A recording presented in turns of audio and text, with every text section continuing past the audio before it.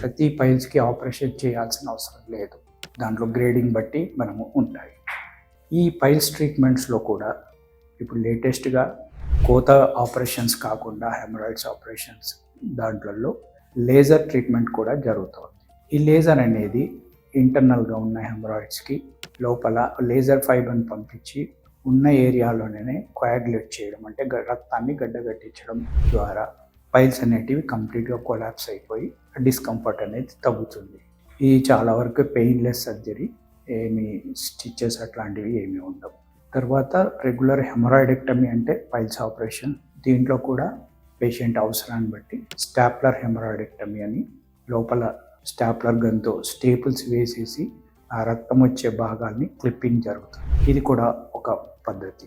తర్వాత ఎండోస్కోపీ ద్వారా second degree, first degree bleeding problems ఏమైనా ఉంటే మెడిసిన్స్తో తగ్గని వాటికి బ్యాండింగ్ అని ఉంటుంది. లోపల rubber rings, silicon rubber rings వేసి వాటిని అక్కడికక్కడే రక్తస్రావం ఆపేటట్టు చేయొచ్చు. ఇది టోటల్గా ఇండివిజువలైజ్ ట్రీట్మెంట్.